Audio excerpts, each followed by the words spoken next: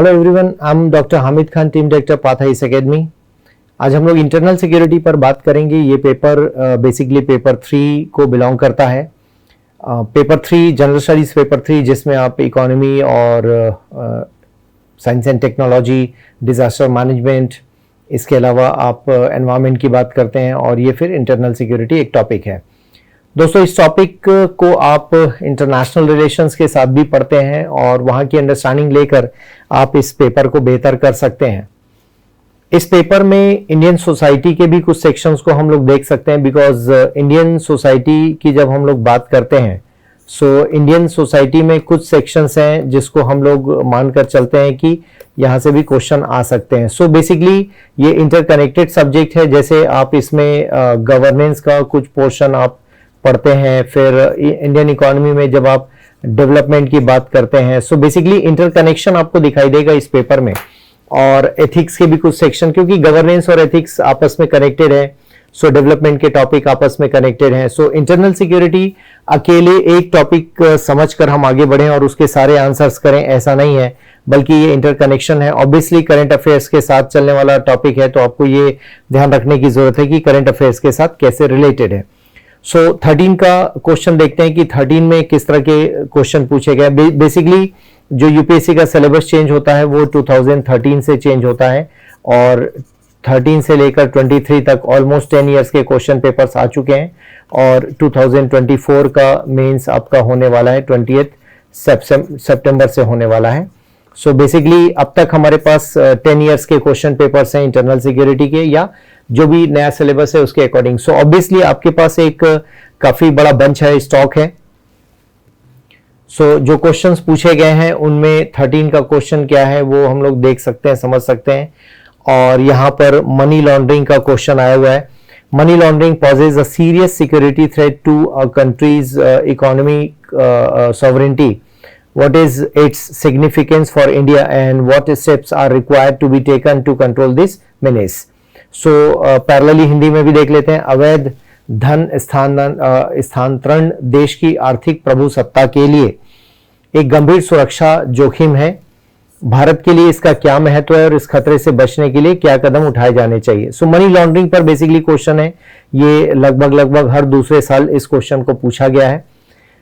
अभी के हालात में करंट अफेयर्स में मनी लॉन्ड्रिंग इंपॉर्टेंट है, तो ये क्वेश्चन बेसिकली मनी लॉन्ड्रिंग से ही डील होगा, और हमको बताना है कि गवर्नमेंट ने कौन कौन से स्टेप्स लिए। हालांकि 13 मतलब उस टाइम पर बहुत कुछ हुआ नहीं था, जो स्टेप्स के बारे में पूछा गया है बहुत ज्यादा नहीं था। हालांकि पीएमएलए एक्ट हमारे पास है, बट अगेन ईडी का इतना एक्टिव इन्वॉल्वमेंट आपको नहीं दिखाई देगा उस टाइम पीरियड पर। सो लेकिन अभी इन क्वेश्चंस को आप प्रैक्टिस में ले सकते हैं, आज के सिनेरियो में तैयार कर सकते हैं। 13 का एक और क्वेश्चन आता है, सोशल नेटवर्किंग साइट्स। तो ये आपके सिलेबस से डायरेक्टली अटैच है। ये क्या होते हैं और इन स्थलों से क्या सुरक्षा उलझने प्रस्तुत होती हैं। तो बेसिकली ये स्थल ट्रांसलेशन मिस्टेक है, बिकॉज साइट्स को इन्होंने स्थल कह दिया है। And what security implications do the sites presents. So social networking sites के अपने चैलेंजेस हैं। 200 वर्ड्स में पूछा है, 10 मार्क्स में आपको आंसर करना है।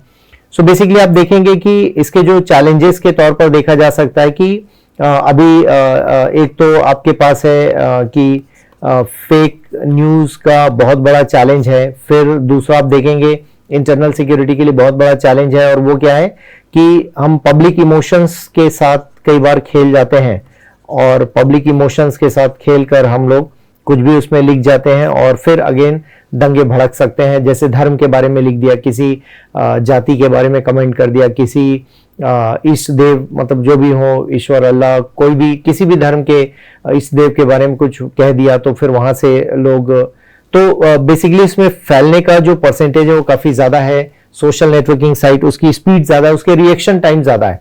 आप मीडिया में डिफरेंस करके देखें, यू विल फाइंड कि आप जब प्रिंट मीडिया की बात करते हैं तो प्रिंट मीडिया को 24 आवर्स लगते हैं अपडेट होने में। लाइक इलेक्ट्रॉनिक मीडिया की बात करें, हम टीवी वगैरह की बात करें तो टीवी 2 से 3 घंटे ये लोग लेते हैं अपडेट करने में। बट आप देख पाते हैं सोशल मीडिया ये सेकंड्स में लाखों करोड़ों व्यूज आ जाते हैं, राइट। तो इसका रिएक्शन टाइम बहुत फास्ट है। और सोशल नेटवर्किंग साइट्स जितने भी हैं उनमें हालांकि कंप्लीट सोशल मीडिया को हम नहीं लेते हैं, लेकिन फिर भी जैसे माइक्रो ब्लॉगिंग साइट एक्स है जो पहले ट्विटर के नाम से जाना जाता है, फेसबुक है, यूट्यूब, हालांकि इन सब का पर्पस अलग अलग है। अभी आज की डेट में इंस्टाग्राम है, उस वक्त 13 में इंस्टाग्राम नहीं था। तो इस बेसिस पर आपको बताना है कि ये है क्या और सिक्योरिटी में चैलेंजेस किस तरह के हो सकते हैं, आपको इसके बारे में डिटेल समझाना था इस आंसर में। सो ये पुराने पैटर्न के क्वेश्चन है बट समहाउ टॉपिक सेम रहेगा, कोई बड़ा चेंज नहीं होना है। यहां पर साइबर वॉरफेयर का क्वेश्चन है। साइबर वॉरफेयर एक टर्म इस्तेमाल किया, is considered by some defence analyst to be larger threat than Al Qaeda और terrorism. What do you understand by cyber warfare? Outline the cyber threats which India is vulnerable to and bring out the state of country's preparedness to deal with the same। 200 words में है, काफी बड़ा question है। So basically cyber warfare जब हम बोलते हैं तो ऑब्वियसली इंटरनेट से जुड़ी हुई चीजें और उस पर जो कुछ भी चल रहा है, जैसे अभी लेटेस्ट अभी हम लोग 24 में बैठे हैं तो साइबर अरेस्ट एक टर्म आप सुन पा रहे होंगे, और साइबर अरेस्ट क्या है इसके बारे में बहुत सारे वीडियोस बने हैं तो आप उसको भी देख सकते हैं। साइबर अरेस्ट, तो साइबर अरेस्ट, साइबर वॉरफेयर किसी कंट्री के कंप्यूटर सिस्टम को, वहां के जितना भी इस तरह का सॉफ्टवेयर हार्डवेयर जितना भी सिस्टम है, क्योंकि आजकल सारी चीजें सॉफ्टवेयर से ही रन हो रही हैं, कंप्यूटर से मैनेज हो रही हैं, तो उन सारी चीजों को एक बार डैमेज कर देना, उस पर वायरस अटैक कर देना, उसको हैक कर लेना, बहुत सारे तरीके हैं उसको परेशान करने के। तो कहा गया कि अल कायदा से भी ज्यादा डेंजरस है, बिकॉज अल कायदा एक टेररिस्ट ग्रुप है, और टेररिज्म बिकॉज जब टेररिज्म परेशान करता है या अटैक करता है या कहीं पर नुकसान पहुंचाता है सोसाइटी को, तो वो हो सकता है एक साथ 8 से 10 जगह बॉम्ब रख सकता है, और ये बॉम्ब रख के हो सकता है कि 100-150 लोगों को मार भी दें ये लोग, और इतना नुकसान पहुंचा सकते हैं। लेकिन जब आप साइबर वॉरफेयर की बात करते हैं तो मान लो किसी हॉस्पिटल का कंप्लीट सिस्टम वहां के कंप्यूटर सिस्टम से मैनेज हो रहा है और अचानक आपने उसमें वायरस डाल दिया, तो पता चला कि जो भी मॉनिटरिंग सिस्टम हो रही है, आईसीयू में जो कंप्यूटर्स लगे हुए हैं, आईसीयू में जो मॉनिटरिंग हो रही है, रोबोटिक ऑपरेशंस हो रहे हैं, सोचिए कितने लोगों की जान जा सकती है। क्लियर है? हमारे जो एरोप्लेन हैं उनका ट्रैफिक सिस्टम, एटीसी हम जो कहते हैं, traffic control, so ATC complete controlled by the computer system, वहां वायरस डाल दिया आपने या डिफेंस की वेबसाइट पर डाल दिया, तो बहुत सारे चीजें हैं जहां पर डैमेज किया जा सकता है। तो अल कायदा से ज्यादा खतरनाक है। अल कायदा तो हमें मार सकता है, दंगे फैला सकता है, लेकिन साइबर वॉरफेयर हमारी लाइफ को रोक सकता है। क्लियर है? आपको परेशान कर सकता है। जैसे एक बंदे से 10 लाख 20 लाख लिए जा सकते हैं पैसे, ऐसे कई लोग हैं जिनके पैसे निकल गए। तो साइबर वॉरफेयर एक बड़ा टर्म है और इलेक्ट्रॉनिक संचार माध्यम युद्ध इसको हिंदी में कहा गया है। तो कुल मिलाकर आप देखेंगे कि साइबर वॉरफेयर एक बड़ी चीज है और इसमें फेस टू फेस लड़ने की जरूरत नहीं होती, बल्कि सिस्टम सारे हैम्पर कर दीजिए, चीजें वैसे खत्म हो जाएंगी। डेटा चोरी कर लेना, ये एक पूरा टॉपिक है जिसमें आप साइबर सिक्योरिटी से रिलेटेड चीजों को आप पढ़ते हैं, तो उस कंटेक्स्ट में ये क्वेश्चन पूछा गया। Now article 244 of the Indian constitution relates to administration of scheduled areas and tribal areas.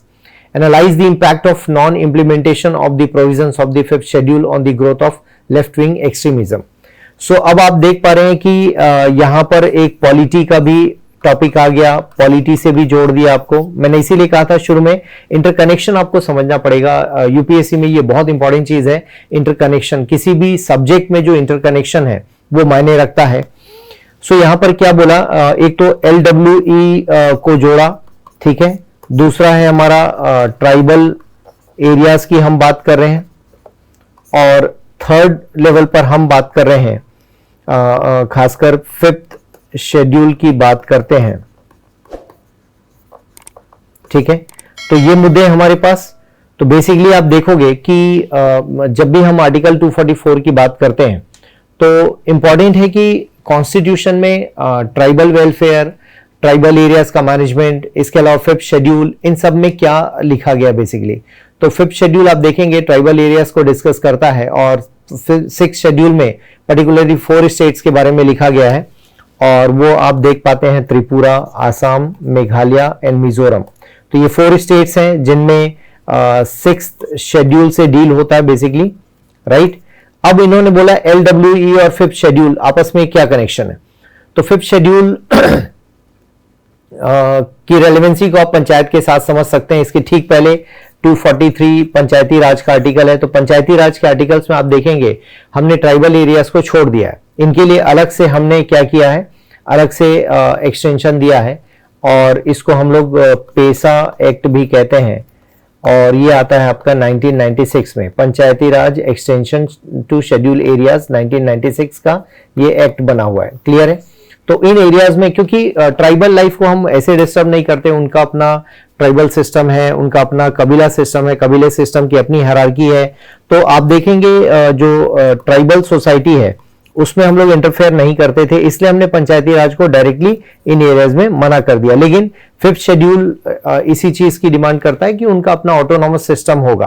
Clear है? और उनकी अपनी उनका अपना कंट्रोल होगा अपने सिस्टम पर, अपनी सोसाइटी पर, आज भी है। सो LWE को यहां से जोड़ना है बिकॉज नॉन इंप्लीमेंटेशन, मतलब हम नहीं कर पा रहे हैं इसलिए प्रॉब्लम आ रही है।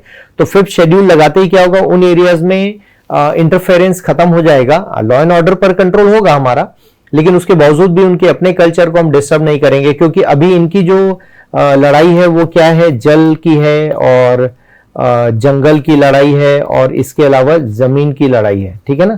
तो जल जंगल जमीन की लड़ाई है, और इसी बात के लिए आप देख पाते हैं LWE को भी देखा जा सकता है, लेफ्ट विंग एक्सट्रीमिज्म या मॉइस्ट भी हम कहते हैं, तो मॉइज्म बेसिकली।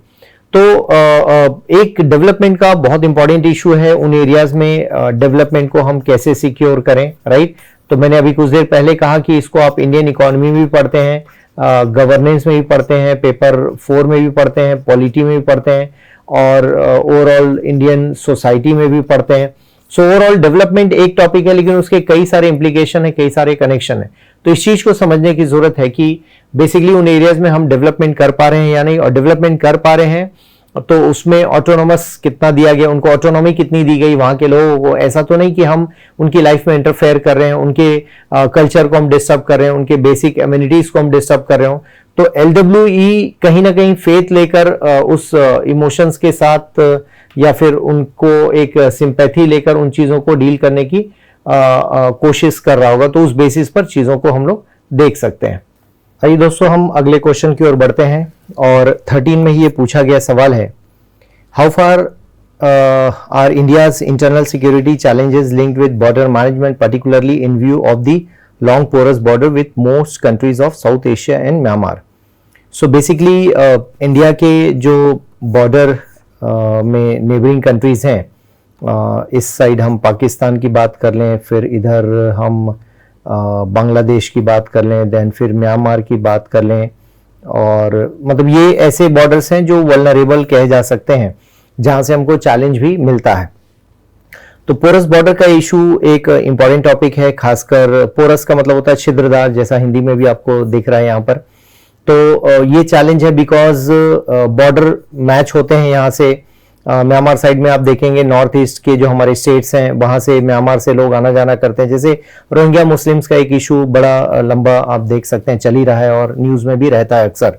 तो उस कंटेक्स्ट में आप देखेंगे तो इंटरनल सिक्योरिटी को चैलेंज है, बिकॉज यहाँ से, जैसे बांग्लादेश का एग्जांपल लेते हैं, यहाँ से गोल्ड की सप्लाई है, या फिर लड़कियों को सेक्स रैकेट के लिए बेच देना है ना, आई मीन इस तरह के जो इश्यूज हैं वो आपको दिखाई देते हैं। प्लस इंडिया से जो ड्रग्स हैं, इंडिया के अंदर ड्रग्स भेजने का काम, या इंडिया से फिर ऐसी दवाइयां जो वहां पर बैन है उनको, जैसे सिरप है, खांसी वाली सिरप है, वो सब बांग्लादेश की ओर सप्लाई करना। फिर इसके अलावा कैटल्स का स्मगलिंग एक बड़ा इशू। तो ये आप देख पाते हैं पोरस बॉर्डर होने की वजह से। तो इसीलिए क्या बोला है, most countries of South Asia and Myanmar. Clear है? तो इन दोनों को जोड़कर उस एंगल से आपको आंसर करना होगा, क्योंकि इनके फिजिकल बॉर्डर जुड़े हुए हैं। जैसे इसी में एक और इशू आपको पढ़ना होता है, land boundary agreement with Bangladesh. ये 2015 का एक एग्रीमेंट है बांग्लादेश के साथ, जिसके लिए हमने कॉन्स्टिट्यूशनल अमेंडमेंट भी किया था। सो आप देखेंगे 100 कॉन्स्टिट्यूशनल अमेंडमेंट इसी कंटेक्स्ट में किया गया था, जहां से अब बॉर्डर इशू कंपेरेटिवली पहले से सॉल्व किया गया है। तो आपको ये बताना है कि यहाँ से क्या क्या चीजें आती हैं। और अभी जैसे बांग्लादेश, अभी करंट कंटेक्स्ट में आप देखें तो बांग्लादेश काफी डिस्टर्ब्ड है, और वहां पर आपको पता ही है कि जो पुराने वहां के प्राइम मिनिस्टर उनको हटा दिया गया है ना, देश छोड़ना पड़ा। काफी इंटरनल इंटरनली काफी चैलेंज कंडीशन में। तो अब बॉर्डर में हमारे बीएसएफ वाले एवरीडे फाइट कर रहे हैं कि वहां से लोग इधर अंदर ना आ जाएं, घुसपैठ ना कर लें, इलीगल माइग्रेशन ना हो जाए, ये सारी चीजों का चैलेंज हमें फेस करना पड़ता है। So just because of porous border, और कई जगह क्या है हम फेंसिंग नहीं कर पाए, तो फेंसिंग भी एक इशू है। आई मीन पाकिस्तान के साइड में तो हमने फेंस किया है, इधर बांग्लादेश के साइड में भी आप देखोगे तो फेंसिंग किया गया है, लेकिन उसके बावजूद भी जो रिवराइन एरिया है या फिर माउंटेन एरिया, हिल एरिया है, इन सभी जगह पर फेंस कर पाना चैलेंज होता है। तो लोग वहां के जमीन के अंदर से निकलकर हमारे देश के बॉर्डर में घुसने की कोशिश करते हैं। तो ये पोरस बॉर्डर का इशू है। तो हमें देखना होगा इंटरनल सिक्योरिटी के लिए कि टेररिज्म की एंट्री, टेररिस्ट की एंट्रीज यहाँ पर होती है, इलीगल वेपन्स। अब म्यांमार में जैसे इलीगल वेपन्स का बाजार है काफी बड़ा, बांग्लादेश के साउथ में, तो म्यांमार और साउथ बांग्लादेश ये मिलके वहां से वो मार्केट ऑपरेट होता है, वहां से वेपन्स वो किसी तरह से हमारे देश में एंट्री लेते हैं, फिर वो टेररिज्म के लिए रिस्पॉन्सिबल है, नक्सलियों तक भी वो हथियार पहुंचते हैं। तो ओवरऑल ये इशू हमारे लिए काफी सीरियस है, ऐसा हम कह सकते हैं। नेक्स्ट हम लोग बात करते हैं, 14 का नेक्स्ट क्वेश्चन हम लोग देखते हैं। 14 में जो क्वेश्चन आया है ये basically international civil aviation law से जुड़ा हुआ क्वेश्चन है। Laws provides all countries complete and exclusive sovereignty over the air space above their territory. तो एयर स्पेस हम उस एरिया को कहते हैं जहां से फ्लाइट्स वगैरह मूव करती हैं। What do you understand by air space? What are the implications of these laws on the space above this air space? Discuss the challenges which this poses and suggest ways to contain the threat. So basically आप देख पाएंगे कि ये जो area है air space की जब हम बात करते हैं, सो ऑब्वियसली मान लो इंडिया का ये मैप है और यहाँ से हम ऊपर आसमान में किसको उड़ने देंगे नहीं उड़ने देंगे ये हम डिसाइड करते हैं। कई बार आप देखेंगे जैसे वॉल्केनिक इरप्शन हो रहा है, तो वॉल्केनिक इरप्शन के कारण कई बार फ्लाइट को उस एरिया में जाने से रोक दिया जाता है। कई बार होता है पाकिस्तान इंडिया के बीच में वो कॉन्फ्लिक्ट है, तो दोनों एक दूसरे के एयर स्पेस का इस्तेमाल नहीं करते हैं accept in case of any emergency. तो इसी चीज को देखा जाता है कि ये बेसिकली सॉवरेनिटी का मैटर है, संप्रभुता का मैटर है कि हमारे एयर स्पेस से कौन जा सकता है कौन नहीं जा सकता, ये कोई देश ही डिसाइड करेगा और उसको प्रेशर में कहीं पर कंट्रोल नहीं किया जा सकता। इसीलिए क्या बोला गया, इंटरनेशनल सिविल एविएशन ही डिसाइड करता है। अंतरराष्ट्रीय जो उड्डयन का मामला जो लोग देखते हैं वो लोग इसको डिसाइड करते हैं। ऑब्वियसली यूएन से ही डिसाइड होता है। सो अब आप देखोगे what do understand by air space, तो एक तो एयर स्पेस हमें समझाना है। तो कई बार क्या होता है कुछ ऐसे टॉपिक्स हैं जो हम लोग इंटरनल सिक्योरिटी के सिलेबस में डायरेक्टली नहीं देखते हैं, बट डेफिनेटली यहां से क्वेश्चंस आ रहे हैं। तो इस तरह की चीजों को तभी देखना है जब वो न्यूज में है, और एयर स्पेस वाला मैटर अक्सर न्यूज में रहता है, तब जाकर इस चीज को हम लोग देखते और समझते हैं। तो ऑब्वियसली ये क्लास में डील करने वाला इंपॉर्टेंट एक टॉपिक है। आगे पढ़ते हैं किस तरह के क्वेश्चंस आए। 14 का क्वेश्चन है, how does illegal trans border migration. So trans border migration के बारे में पूछा है। Pose a threat to India security, discuss the strategies to curb this, bringing out the factors which give impetus to such migration। तो अब आप देख पा रहे हैं कि ये जो क्वेश्चन है गैर कानूनी सीमा पार प्रव्रजन, तो बेसिकली इंडिया के लिए क्या है, जब बॉर्डर की बात होती है, अभी एक और क्वेश्चन में हमने देखा तो पाकिस्तान साइड और बांग्लादेश साइड और पाकिस्तान साइड, ठीक है ना, ये एक चैलेंज हमारे साथ बना हुआ है। यहां से एंट्री हो रही है, यहां से एंट्री हो रही है, और इधर आप देख पाते हैं कि म्यांमार से भी एंट्री होती है। तो ये तीन कंट्रीज हमारे लिए काफी रिस्की जोन में आते हैं। नेपाल से भी कई बार होता है, बिकॉज आपको पता है ओपन बॉर्डर है नेपाल के साथ और उतने रेस्ट्रिक्शंस नहीं है। हालांकि वहां पर सिक्योरिटी फोर्सेज हैं, हमारे जो सेंट्रल आर्म पुलिस फोर्सेज के लोग हैं वहां पर हैं, सीमा सशस्त्र बल एसएसबी के लोग वहां पर पोस्टेड हैं नेपाल साइड में। पाकिस्तान और बांग्लादेश में बीएसएफ के जवान हमारे तैनात होते हैं। तो फिर भी ये जो माइग्रेशन है और बेसिकली इसको रोकने के लिए हम क्या कर सकते हैं। कई बार आप देखेंगे हम कंसर्न रहते हैं, वरीड रहते हैं पाकिस्तान बांग्लादेश के डेवलपमेंट को लेकर, उनके इंटरनल सिक्योरिटी को लेकर, उनकी स्टेबिलिटी को लेकर। उसका रीजन यही है कि हमारा पड़ोस काफी डिस्टर्ब है, तो फिर हम ग्रो नहीं कर पाएंगे। हमें हमेशा ये चिंता सताएगी कि उधर से क्या थ्रेट मिल रहा है। और यदि वो डेवलप्ड है तो ऑब्वियसली उसका बेनिफिट ये भी होता है कि हमारे देश में कम से कम शांति रहेगी, कम से कम उधर से घुसपैठ नहीं होंगी, क्योंकि उनका अंडर डेवलप्ड होना या उनका चैलेंज में रहना वो कहीं ना कहीं हमारे बॉर्डर को चैलेंज क्रिएट करता है। तो उस कंटेक्स्ट में इस क्वेश्चन को देखा जा सकता है और आगे बढ़ा जा सकता है। नाउ नेक्स्ट क्वेश्चन आप देखेंगे, ये लॉन्गिट्यूड से रिलेटेड है, बड़ा प्यारा क्वेश्चन पूछा था 2012 में ये इंसिडेंट हुआ था। The longitudinal marking of high risk areas for piracy was moved from 65 degrees east to 78 degrees east in the Arabian Sea by the International Maritime Organization। तो ये एरिया नया डिफाइन कर दिया, बोला what impact does this have on India's maritime security concerns. So आप देखेंगे Arabian सी का जो एरिया है इंडिया में, और ये वाला जो कंप्लीट बेल्ट है, इस बेल्ट में आप देखेंगे यहाँ पर आपको ये अफ्रीका का एरिया दिखाई देगा। तो ये जो बेल्ट है बेसिकली इस बेल्ट का ही मेनली कंसर्न है। अभी आप देख पा रहे हैं इंडियन नेवी का इसमें काफी अच्छा रोल है, इसको कर्व करने में, कंट्रोल करने में। हमारे बहुत सारे ऐसे जो वॉरशिप है, आई मीन वॉरशिप तो एक ही हमारे पास INS विक्रमादित्य है, लेकिन उसके बेसिस पर जो सपोर्ट सिस्टम हमारा डेवलप हुआ है और छोटे जो INS है हमारे, वो लगातार इसको कर्व करने की कोशिश कर भी रहे हैं। तो ये हमारे लिए इम्पॉर्टेंट है। जब आप इंटरनल सिक्योरिटी पढ़ते हैं तो आप देख पा रहे हैं कि लैंड वाले सिक्योरिटी से क्वेश्चन आ रहा है, देन स्पेस वाले एरिया से आ रहा है, देन वाटर के एरिया से भी। तो ये 3 एरियाज हैं जहां से सिक्योरिटी का कंसर्न आप देख सकते हैं, इंटरनल और एक्सटर्नल सिक्योरिटी का। तो क्वेश्चन का नेचर समझेंगे तो आपको पढ़ना भी आसान होगा, किस तरह से पढ़ना है। 14 के क्वेश्चन में आप देखें, China and Pakistan have entered into an agreement for development of economic corridor, what threat does this pose for India security critically examine.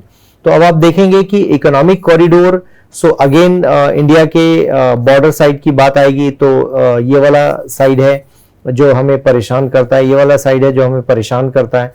तो आप देखेंगे ये इकोनॉमिक कॉरिडोर अपने आप में एक इंपॉर्टेंट टॉपिक है। यहां पर आपको समझ में आएगा कि आप इंटरनेशनल रिलेशंस भी पढ़ रहे हैं साथ साथ, और इंटरनल सिक्योरिटी का टॉपिक भी पैरेलली आप देख पा रहे हैं। तो दोनों चीजें एक साथ आपको समझनी होंगी, और प्लस करंट अफेयर्स।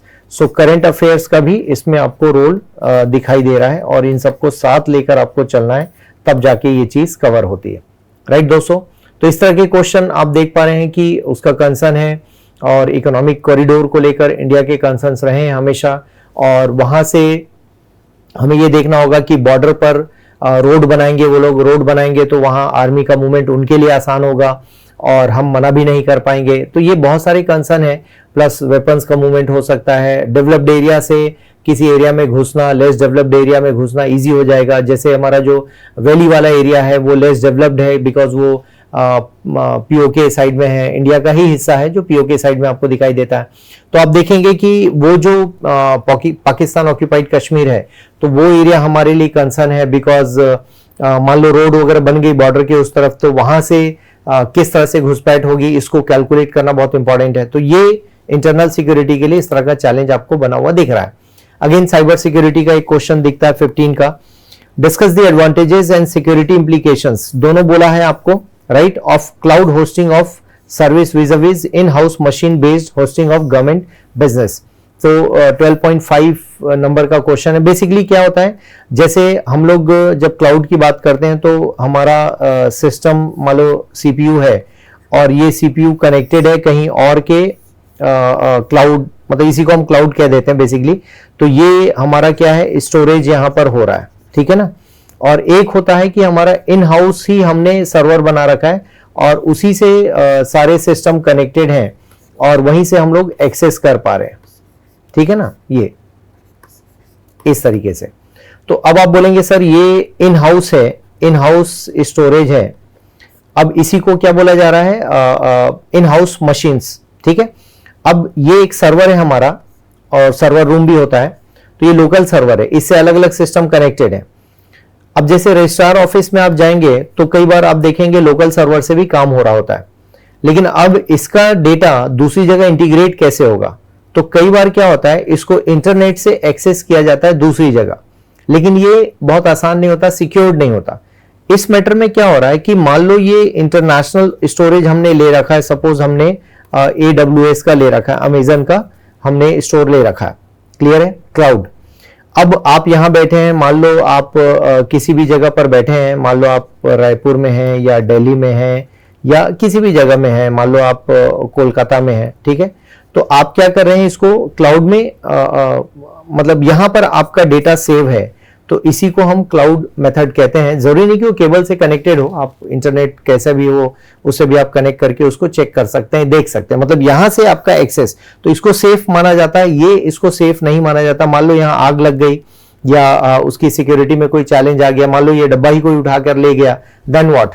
तो ये सारे चैलेंजेस हमको लोकल सिस्टम में नजर आते हैं। सो गवर्नमेंट को खासकर, अब गवर्नमेंट अपने लिए क्लाउड किस तरह से, क्योंकि अभी भी गवर्नमेंट का डेटा गवर्नमेंट के ही कंट्रोल में होता है, क्योंकि ये स्टोरेज आपके कंट्रोल में नहीं है, राइट, उसको कोई और ही कंट्रोल कर रहा है। तो या तो आप अपना खुद स्टोरेज ले लें और वहां पर सारा डेटा होस्ट करें आप। तो क्लाउड होस्टिंग भी दो तरह की होती है। AWS में आपने इतना हिस्सा स्टोरेज रेंट पर ले लिया, तो इसका कंट्रोल आप कर सकते हैं कि यह कंटेंट क्या रखा है, इसकी सिक्योरिटी एंड ऑल। इसके लिए आप देखेंगे डेवऑप्स, डेवलपमेंट एंड ऑपरेशंस, इस तरह के एक विंग को भी आप देख सकते हैं। इनको डेवऑप्स कहा जाता है basically. So development and operations देखा जाता है। ये सॉफ्टवेयर के एक्सपर्ट होते हैं, खासकर क्लाउड के एक्सपर्ट्स होते हैं, वो वहां पर आपके सॉफ्टवेयर को मैनेज करते हैं। तो बात सिर्फ सॉफ्टवेयर की नहीं है, डेटा कंट्रोल की भी बात हो रही। तो ओवरऑल ये साइबर सिक्योरिटी का ही टॉपिक है, जिसको एक्सटेंडेड वर्जन में आपको पढ़ना होता है, इसी कंटेक्स्ट में आपको देखना होता है। तो ध्यान रखेंगे, कंप्यूटर से जुड़े हुए क्वेश्चंस अच्छे लेवल के आते हैं। और अब अगला क्वेश्चन है 15 का, जो कि ह्यूमन राइट से जुड़ा हुआ है। Human rights activists constantly highlight the view that the Armed Forces Special Powers Act, इसी को हम लोग AFSPA भी कहते हैं, AFSPA, ठीक है ना, Armed Forces Special Powers Act, is a draconian act leading to cases of human rights abuse by the security forces. What sections of AFSPA are opposed by the activists? Critically evaluate the requirement with reference to the view held by the Apex Court. तो आप देख पा रहे हैं 15 में काफी बड़ा matter आया था, और जिसमें एक्चुअली क्या होता है, वहां पुलिस का जो कंट्रोल है वो खत्म हो जाता है, आर्मी का कंट्रोल चालू हो जाता है।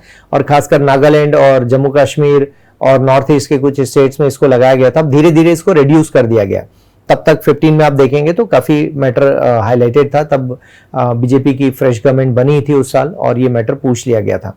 तो अक्सर होता है कि अफस्पा के चलते आप देखेंगे, जैसे मणिपुर है, तो आर्म फोर्सेस के ऊपर ये ब्लेम आता है कि उन्होंने महिलाओं के साथ दुर्व्यवहार किया, किसी को भी मार दिया, किसी को भी उठा लिया, किसी को भी जेल में डाल दिया, लाइक दैट। तो कई बार ह्यूमन राइट्स के वायलेशंस की बात होती है। तो अक्सर आप देखेंगे जो सिविल सोसाइटी है या सोशल एक्टिविस्ट है, वो इसका अपोज करते हैं। जैसे इरोम शर्मिला का नाम हम लोग सुनते हैं, ठीक है ना, इरोम शर्मिला का नाम सुनते हैं। तो ये अक्सर मतलब नॉर्थ ईस्ट में जितने भी इस तरह के थे चैलेंजेस, उनके खिलाफ ये प्रदर्शन करती थी, काफी लंबे समय तक भूख हड़ताल किया, देन फाइनली वो शिफ्ट हो गई पॉलिटिक्स में। तो इस तरह से आप देखेंगे ह्यूमन राइट्स का वायलेशन एक इंपॉर्टेंट एस्पेक्ट है। तो न्यूज के बेस पर ये आपसे क्वेश्चन पूछा गया है। तो दोस्तों ध्यान रखना है कि करंट अफेयर्स में क्या चल रहा है, उसके बेसिस पर आपको सारी चीजें कवर करते हुए चलना है, और वहीं से आप इसको कमांड कंट्रोल भी देख सकते हैं। दोस्तों नेक्स्ट क्वेश्चन की ओर हम लोग बढ़ते हैं, और 15 का ये question, religious indoctrination via digital media has resulted in Indian youth joining the ISIS.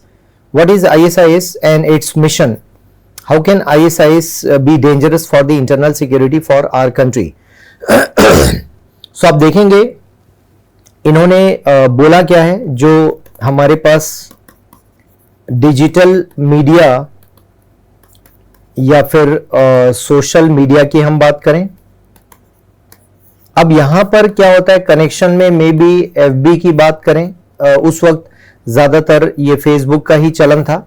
X जो आज की डेट में ट्विटर है, यूट्यूब है, ये सब उस तरह से स्प्रेडेड नहीं था जितना फेसबुक था।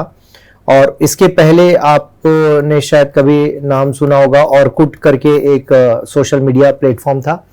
तो आप देखेंगे FB के थ्रू इस तरह के जो रेडिकलेशन वाले जो न्यूज हैं या फिर थॉट्स हैं, और रेडिकल थॉट्स हैं, या फिर रिलीजियस फंडामेंटलिस्ट या फंडामेंटलिज्म से जुड़े हुए जो थॉट्स हैं, उनको स्प्रेड किया जाता है सोशल मीडिया के थ्रू, और लोग फिर उनसे कांटेक्ट में आते हैं। और मान लो आपका इंटरेस्ट है, आपका वैसा टेस्ट है उस तरह की न्यूज़ देखने का या समझने का, तो आप ग्रेजुअली खुद उसमें इन्वॉल्व होते जाते हैं। कई बार आप ज़्यादा उन चीज़ों को फॉलो करना शुरू करते हैं, तो जो पोस्ट होती है उसमें से एल्गोरिदम से पता लग जाता है कि आप ज़्यादातर किन चीज़ों को फॉलो कर रहे हैं या किन चीज़ों को देख रहे हैं। उसके बाद धीरे धीरे आपके सामने वो चीज़ें और ज़्यादा आती हैं, और फाइनली एक टाइम होता है जब आपको कोई कॉन्टैक्ट करता है और वो आपको किसी पर्टिकुलर प्लेस पर मिलने के लिए बात करता है। वो कहता है कि इसी तरह के थॉट पैटर्न पर हम लोग बातचीत करते हैं और मीटिंग रखते हैं और आप चाहें तो आ सकते हैं। तो यहां से शुरू होता है ब्रेन वॉश का, और एक एजुकेटेड यूथ भी इसमें डीरेल होता है डेफिनेटली। और केरला से इस तरह के कुछ इंसिडेंट्स नजर आए थे, और केरल के यूथ आईएसआईएस में ज्वाइन करना चाहते थे, वो गए भी थे, कुछ को वापस लाया गया, कुछ आज भी वहीं पर होंगे। सो गवर्नमेंट के इस पर जो भी हैं गवर्नमेंट के ही फैक्ट्स हैं बेसिकली। सो आप देख पाते हैं कि अब इंटरनल सिक्योरिटी के लिए चैलेंज क्या हुआ कि जो रिलीजियस फंडामेंटलिज्म है ये बेसिकली चैलेंज क्रिएट कर सकता है, क्योंकि कोई भी एक माइंडसेट ब्रेन वॉश करना किसी कंट्री के अगेंस्ट भी हो सकता है। कंट्री के अंदर हम बहुत सारे कम्युनिटी के लोग रहते हैं, देश में अलग अलग जाति धर्म के लोग हैं, अलग अलग हमारा विश्वास सिस्टम है। तो ये जो हमारा मल्टीपल रिलीजियस सोसाइटी है उसके अपने आप उसको बहुत सारे पैरेलल चैलेंजेस दिखते हैं, और खासकर तो ये सोशल मीडिया के थ्रू लोगों को बुलाने का काम हो रहा है। तो एक तो इसमें आपको बताना है कि आईएसआईएस क्या है और ये आईएसआईएस हमारे लिए डेंजरस कैसे है इंटरनल सिक्योरिटी के लिए।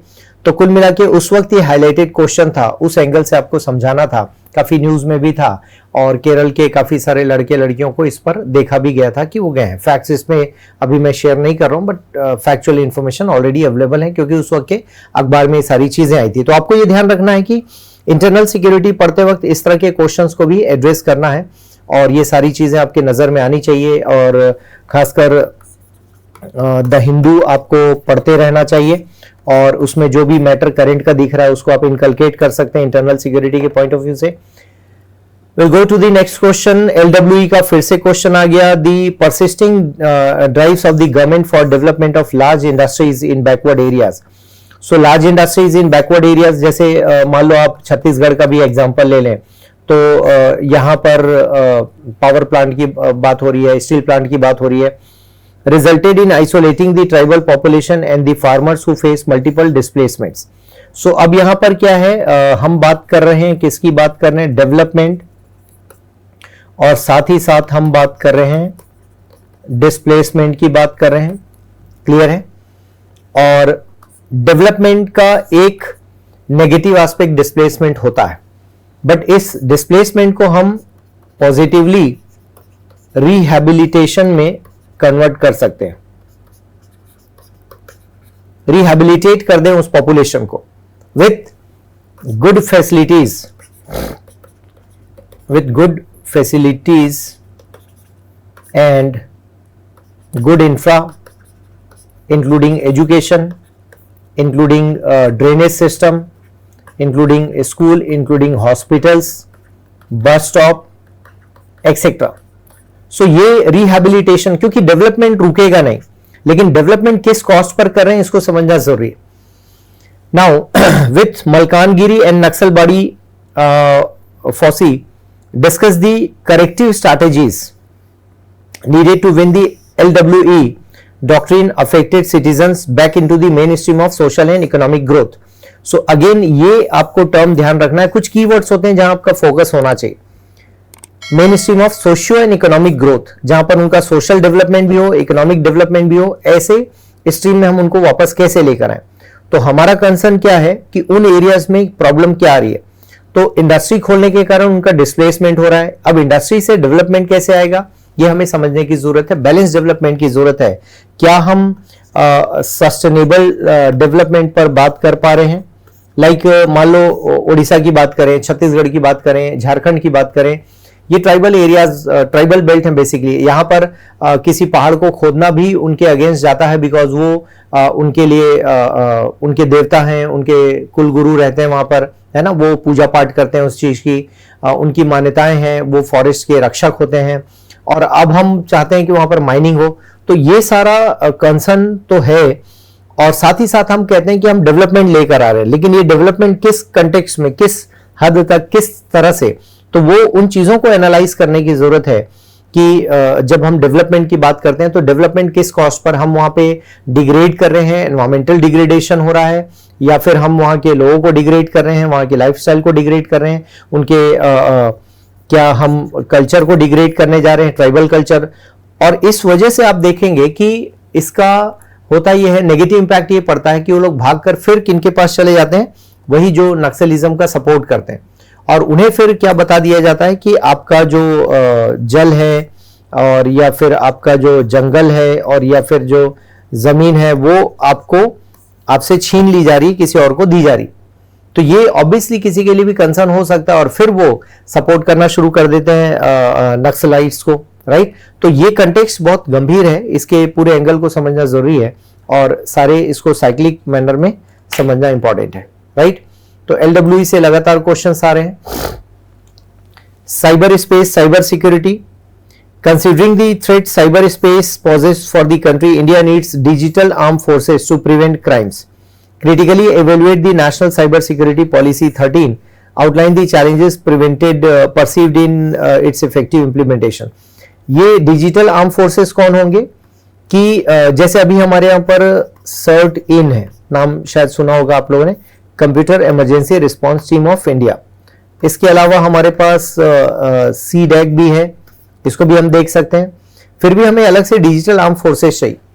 तो दैट मीन्स अब फोर्स का मतलब ये नहीं कि हमेशा वेपन यहां पर क्या है, जैसे एंटीवायरस सिस्टम है या फिर अवेयरनेस है, लोगों को जागरूक करें, और इन सब चीजों के बेसिस पर हम देख सकते हैं कि ये डिजिटल आर्म फोर्सेस किनको कहा जाए या किनको बोला जाए, राइट। तो अभी फिलहाल ये एजेंसीज हमारे लिए काम करती हैं और ऑब्वियसली एक तो नॉलेज उस तरह का नहीं है कि लोगों में नॉलेज बहुत ज्यादा हो, नॉलेज नहीं है, जिसकी वजह से आप देखेंगे हम डिजिटल इक्विपमेंट्स इस्तेमाल तो करते हैं लेकिन हम उसको मैनेज नहीं कर पाते, हम उसको सेफ और सिक्योर नहीं रख पाते हैं, जिसका ड्रॉबैक ये होता है कि अगेन लोग इसके चुंगल में फंस जाते हैं। जैसे अभी जो टर्म चल रहा है ना, वो हमें देखना होगा, जैसे साइबर अरेस्ट की बात होती है, तो साइबर अरेस्ट में एक तरह से वो जो भी बोलता है वो आप मानना शुरू कर देते हैं, सॉरी, साइबर अरेस्ट, ठीक है ना। तो ये हम देख सकते हैं। तो cyber arrest, cyber security, cyber terrorism, cyber crime, ये सारी चीजें हमेशा हाईलाइटेड रहती हैं। तो इनको एक बार ढंग से पढ़ लिया जाए और डिजिटल इंडिया आर्म फोर्सेस के लिए गवर्नमेंट के पास क्या प्लान है उसको देख लिया जाए तो इसका आंसर दिया जा सकता है। दोस्तों 16 में जो क्वेश्चन आया है वो है the term hot pursuit and surgical strikes are often used in connection with armed action against terrorist attacks. Discuss the strategic impact of such actions. So basically आपको पता ही होगा गवर्नमेंट के आने के बाद 15 के बाद 16 में ये 15 में ही हुआ था बेसिकली। सो आप देख पाते हैं कि ये काफ़ी हाईलाइटेड था सर्जिकल स्ट्राइक और पाकिस्तान साइड में जाके हमने काफ़ी एक्शन लिया था। तो बेसिकली आपको ये ध्यान रखना है कि करंट अफेयर्स में बेसिकली चल क्या रहा है, गवर्नमेंट क्या एक्शन ले रही है या फिर किस तरह के टर्मिनोलॉजीज न्यूज़ में हैं, तो उस बेसिस पर आप बेसिकली इन टर्मिनोलॉजीज को इस्तेमाल करके अपनी प्रिपरेशन कर पाएंगे। ज़रूरी नहीं कि आप थ्योरीज में हर बार इन चीज़ों को पढ़ रहे हो, बट टेररिज्म से जुड़ा हुआ क्वेश्चन है।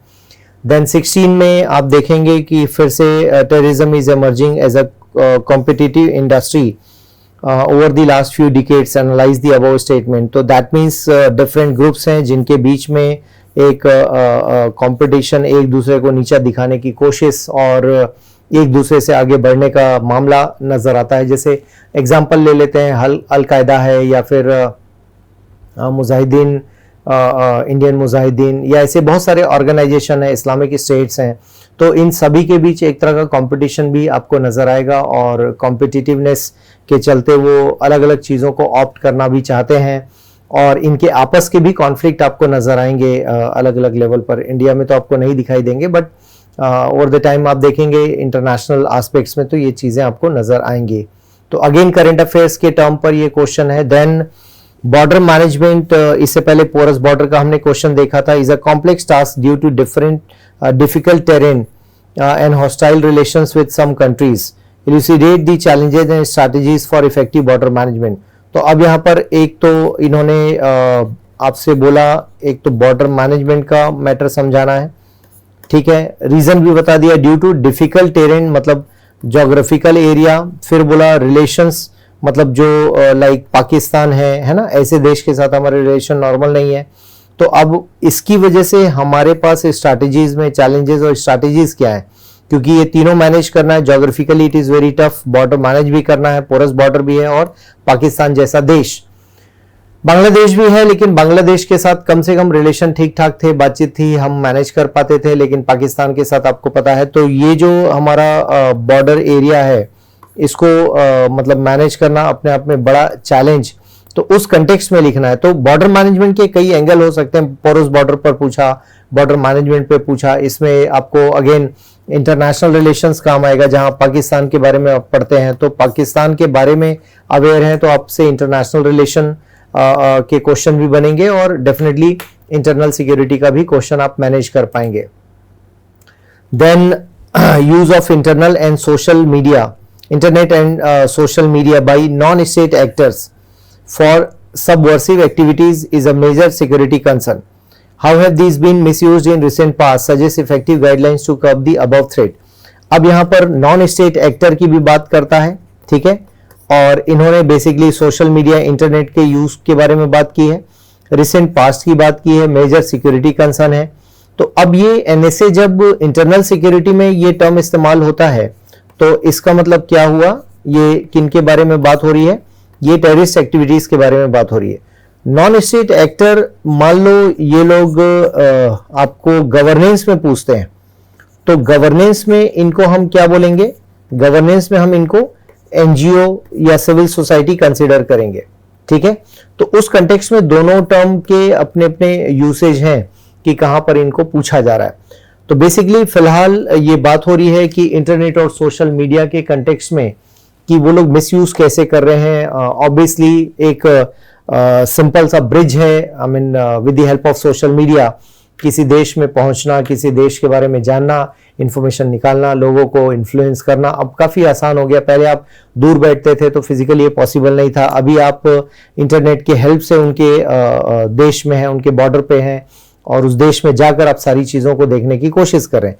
तो ध्यान रखिएगा, टर्म्स को तोड़ना आना चाहिए, उस बेसिस पर आप क्वेश्चंस को एड्रेस कर पाएंगे। Again cyber security, discuss the potential threat of cyber attack and security framework to prevent it. तो इंडिया में हमारे पास क्या क्या प्रिवेंशन के मॉडल्स हैं और कैसे हम चीजों को चेक कर सकते हैं, कैसे साइबर अटैक से हम बच सकते हैं। तो साइबर अटैक एक तरह का वायरस अटैक है या सिस्टम फेलियर कर देना, लाइक आरबीआई का सिस्टम अटैक हो जाए, या हमारे एयरपोर्ट का सिस्टम, रेलवे का, डिफेंस का, न्यूक्लियर सिस्टम हमारा मैनेज होता है, इन सारी चीजों पर साइबर अटैक हो जाए तो सोचकर देखिए क्या हालात होंगे। सो इसीलिए इसको अटैक शब्द दिया गया है कि अचानक से वो सारा शटडाउन होता है, और जरूरी नहीं कि गवर्नमेंट इंस्टॉलेशंस पर ही अटैक हो, बल्कि प्राइवेट सिस्टम्स पर भी, जैसे मान लो अभी हम बात करें टीसीएस है या फिर विप्रोज हैं, या फिर देश के और भी सिस्टम्स हैं, प्राइवेट सिस्टम्स जो पर्टिकुलरली कहीं पर वल्नरेबल है किसी रीजन से, तो उस रीजन से पता चला कि उन सब पर अटैक हो गया, वायरस अटैक, और वो धीरे धीरे फैलते जा रहे हैं और उनसे पैसे मांगे जा रहे हैं कि आप पर्टिकुलर अकाउंट में इतने पैसे जमा कीजिए, देन हम ओपन करके देंगे, लाइक दैट। तो this is called cyber attack. हालांकि अटैक, साइबर अटैक या cyber terrorism, this is always against the state, मतलब जो देश का इंफ्रा है उसके अगेंस्ट जब होता है तो इस तरह से हम टर्मिनोलॉजीज को इस्तेमाल करते हैं। तो ये कुछ कॉमन क्वेश्चंस हैं जो लगातार पूछे जा रहे हैं। Now the north east region of India has been infested with insurgency for a very long time. Analyse the major reasons for the survival of arm insurgency in this region. तो अब north east की जब हम बात करते हैं तो obviously हमारे पास मतलब नागालैंड है, ठीक है ना, फिर मिजोरम है, फिर आसाम है, अरुणाचल प्रदेश है, देन आपका त्रिपुरा है, मेघालय है। तो इन सबको आप देखेंगे तो कहीं ना कहीं पर अलग अलग ट्राइबल ग्रुप्स बने हुए हैं, इनके बीच बहुत सारे ट्राइबल ग्रुप्स हैं। मतलब नागालैंड जैसे स्टेट में आप देखेंगे 150 से ज्यादा ट्राइबल ग्रुप्स हैं, और ये एक दूसरे के जानी दुश्मन है कुछ मामलों में। प्लस होता क्या है कि भारत देश के साथ कल्चरल डिफरेंसेस होने के कारण ये अपने आप को अलग चाहते हैं। जैसे आप सभी जानते हैं कि नागालैंड अलग होना चाहता है, आई मीन सेपरेटिस्ट टेंडेंसी है उनकी, वो अलग निकलना चाहते हैं भारत देश से, जिसके कारण आप देख सकते हैं कि उस राज्य में वैसे चैलेंज काफी ज्यादा है। प्लस बॉर्डर स्टेट है तो हम बहुत ज्यादा रिस्क भी नहीं लेते हैं। फिर ट्राइबल लैंड है वो। फिर आप देखेंगे कि यहाँ से हम चिकन नेक का कॉन्सेप्ट बात करते हैं और एक अलग से पूरी दुनिया इनकी इस तरह से है। तो इस तरह से उनका कनेक्शन यहाँ से मतलब मेन लैंड से आप इनके बीच कनेक्शन बहुत फ्रिक्वेंटली नहीं देख पाते हैं। फिर वो कल्चर वाइज, अपने लाइफस्टाइल वाइज टोटली डिफरेंट है इस तरफ के लोगों से। तो इस वजह से एक सेपरेटिस्ट माइंडसेट उनके एरियाज में वो चीज़ देखी जा सकती है। वो अपने आप को मान लेते हैं कि हम अलग हैं, या फिर हम उनको अलग निगाह से देखते हैं। तो ये सारे फैक्टर्स हैं जो वहां पर एक प्रॉब्लम क्रिएट करते हैं। फिर आर्म्ड इंसर्जेंसी की बात करें तो म्यांमार वगैरह से, बांग्लादेश से उनको आर्म्स की सप्लाई होती है, लीगल वेपन्स की सप्लाई होती है, ड्रग्स की सप्लाई होती है। जैसे आपको जानकर बहुत आश्चर्य होगा कि मणिपुर, मिजोरम, इन सब में ड्रग्स की काफ़ी सप्लाई, यहाँ के यूथ में ड्रग्स के थ्रू जो शेयरिंग ड्रग्स के थ्रू जो एड्स की संख्या काफ़ी ज़्यादा है। हालांकि एजुकेशन भी ठीक है, लेकिन उसके बावजूद भी एड्स वगैरह की प्रॉब्लम काफ़ी ज़्यादा है। तो ये सारे फैक्टर्स आप देखेंगे तो नॉर्थ ईस्ट के लिए अपने आप में काफ़ी बड़ा चैलेंज है। नॉर्थ ईस्ट के ऊपर हमारे पास अलग से मिनिस्ट्री भी है, development of north east reason कहा जाता है, डोनर कहा जाता है। तो अलग से मिनिस्ट्री है, उनके प्रोग्राम्स भी हैं, उनको भी देखना होगा कि किस तरह से हम कंट्रोल कर रहे हैं। फिर सिक्योरिटी फोर्सेस को हमने लगा रखा है, और अभी आप देख ही पा रहे हैं रिसेंट में मणिपुर काफ़ी लंबे समय से कॉन्फ्लिक्ट में वहाँ पर कॉन्फ्लिक्ट में हैं और प्रॉब्लम चल रही हैं। Now mob violence is emerging, ये उस वक्त अगेन हाईलाइटेड था 17 के आसपास as a serious law and order problem in India by giving suitable examples, analyse the causes and consequences of such violence. तो आप देखेंगे कि इसके लिए सबसे पहले आपको क्या देखना पड़ेगा कि किन स्टेट में ऐसा हो रहा है, ठीक है ना। इसके बाद स्टेट के अलावा कौन से पर्टिकुलर एरियाज हैं जहां पर इस तरह की प्रॉब्लम्स आ रही हैं। फिर इसमें आप देखेंगे ज़्यादातर यूथ एम्प्लॉयड है जो यूथ इसमें इन्वॉल्व है जो बेसिकली अनएम्प्लॉयड है, राइट। तो आपको ये देखने की जरूरत, अच्छा किस पर्टिकुलर टाइम में ये प्रॉब्लम आती है। आप देखेंगे अक्सर ये फेस्टिवल के टाइम पर ऐसा होता है। तो ये सारे फैक्टर्स हैं और ये हो तो रहा है मॉब वायलेंस। जैसे अभी चाहे वो गौ हत्या को लेकर हो जाए, मान लो कोई गाय का मांस कैरी कर रहा है, ऐसा पता लगा तो पता चला उसकी पिटाई हो गई, या फिर कोई चोरी कर रहा है उसकी जमकर पिटाई कर दी है पब्लिक ने। तो कई बार होता है कि हम लॉ एंड ऑर्डर अपने हाथ में ले लेते हैं, या तो हमें भरोसा नहीं होता कि पुलिस या हमारा जो लॉ एंड ऑर्डर है वो अच्छे से काम करेगा। कई बार लोगों को जुडिशरी पर भी वैसे भरोसा नहीं होता कि जुडिशरी से भी हमको जस्टिस मिल जाएगा। तो लोग पहले ही सोच लेते हैं कि अच्छा ये रेप के लिए इसके ऊपर ब्लेम है और इसने रेप किया तो उसको उठाकर मार दो वहां पर। तो कई बार आप देख पाते हैं कि लोग में एग्रेशन काफी ज्यादा है, लोग एंजॉय करते हैं उस चीज को, उस मूवमेंट को। और एक तरह से जनरली मॉब में वही लोग होते हैं जो कम पढ़ा लिखा समाज आप कह सकते हैं, या भीड़ की शक्ल में वो लोग दिखाई देते हैं। अनएम्प्लॉयड लोग हैं, या झुग्गी झोपड़ी एरिया के लोग हैं, या खाली बैठे लोग हैं, या फिर कहीं से प्रोजेक्टेड भी हो सकते हैं ये लोग, इनको पैसे भी दिए जा सकते हैं। और ये सारे फैक्टर्स इस तरह के वायलेंस के लिए इंपॉर्टेंट रोल प्ले करते हैं, और वही देखने सोचने की जरूरत है कि क्यों इस तरह से ये चीजें होती हैं। तो ऑब्वियसली ये सारे फैक्टर्स आपको एनालिसिस में काम आएंगे। नाउ 17 का एक और क्वेश्चन है, the scourge of terrorism is a grave challenge to internal national security. What solutions do you suggest to curb this growing menace? What are the major sources of terrorist funding? तो ultimately funding के ऊपर question है। उस वक्त again एक international seminar हुआ था दिल्ली में टेररिस्ट फंडिंग पर, तो ये क्वेश्चन वहां से आना था और आ भी गया। तो आप देखेंगे कि बेसिकली टेररिज्म कैसे हमारे इंटरनल सिक्योरिटी के लिए चैलेंज क्रिएट करता है, और धीरे धीरे ये बढ़ता भी जा रहा है, ये भी एक बड़ा फैक्टर है। तो आप देखेंगे ओवरऑल टेररिज्म जो अभी आज की डेट में दिखाई देता है वो रिलीजियस टेररिज्म हमें ज्यादा दिखाई देता है। तो अफगानिस्तान पाकिस्तान वाला बेल्ट, फिर इधर बांग्लादेश वाला बेल्ट, फिर इधर म्यांमार वाला बेल्ट, तो यहां से हमें ज्यादा स्पॉन्सर्ड नजर आता है ये टेररिज्म। तो डेफिनेटली एक तो हम इंटरनल सिक्योरिटी में एक स्ट्रिक्ट लॉ हमें चाहिए, काफी स्ट्रॉन्ग लॉ चाहिए इसको हैंडल करने के लिए। फिर हमारे बॉर्डर पर हमें टेक्नोलॉजी इम्प्लीमेंट करने की ज़रूरत है। ज़्यादा से ज़्यादा हम टेक्नोलॉजी इम्प्लीमेंट करेंगे तो डेफिनेटली उसका बेनिफिट मिलेगा।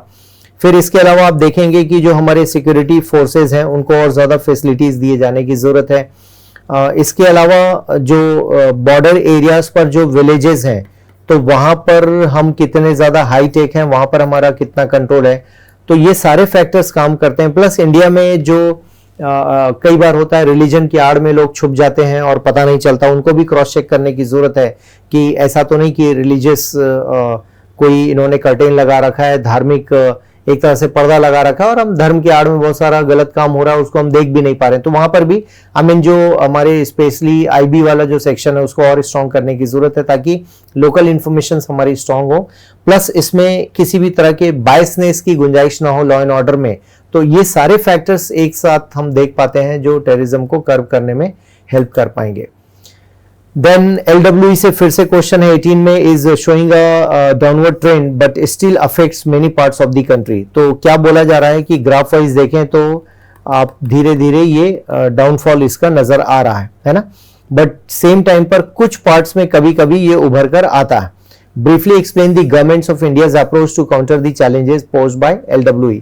तो अब आप इसमें देखेंगे कि पर्टिकुलरली स्टेट, जब हम रेड कॉरिडोर की बात करते हैं तो इसमें वेस्ट बंगाल की बात आ जाती है, झारखंड की बात आ जाती है, उड़ीसा की बात आ जाती है, छत्तीसगढ़ है, इधर MP है, इधर महाराष्ट्र है, इधर आंध्र प्रदेश का भी था अभी नहीं रहा। तो आप देखेंगे ये सारे स्टेट्स हैं जो मोस्टली अफेक्टेड हैं, खासकर रेड कॉरिडोर के नाम पर देखा जाए। तो अब एक तो इन सभी का जॉइंट ऑपरेशन चलता है, that is very important. Then security related expenditure SRE कहा जाता है, जो मिनिस्ट्री ऑफ होम अफेयर्स इसको डील कर रही है, मिनिस्ट्री ऑफ होम अफेयर्स, ठीक है ना, ये डील कर रही है। तो आप देखेंगे, सॉरी MHA कहा जाएगा, मिनिस्ट्री ऑफ होम अफेयर्स। सो यहां से भी डेवलपमेंट का फंड आ रहा है। देन इनका इंफ्रास्ट्रक्चर हम क्रिएट कर रहे हैं, उन एरियाज में स्कूल्स हम बना रहे हैं, उन एरियाज में हॉस्पिटल्स हम बना रहे हैं। कुल मिला के गवर्नेंस का इशू हम उन एरियाज में सॉल्व कर रहे हैं। फिर यहाँ पर NGOs को हमने एक्टिवेट किया है, देन सिविल सोसाइटी को हमने एक्टिवेट किया है। उसके बाद फिर छत्तीसगढ़ जैसे राज्य में हमने सरेंडर पॉलिसी चला रखी है स्टेट गवर्नमेंट ने, सेंट्रल गवर्नमेंट का भी कंट्रीब्यूशन है। इसके अलावा आप देख पा रहे हैं जैसे अभी रिसेंटली आप देखेंगे करंट एग्जांपल यदि आप लेना चाहें, क्योंकि 18 का सवाल है, मान लो फिर से पूछ लिया तो आपके पास आंसर क्या होगा।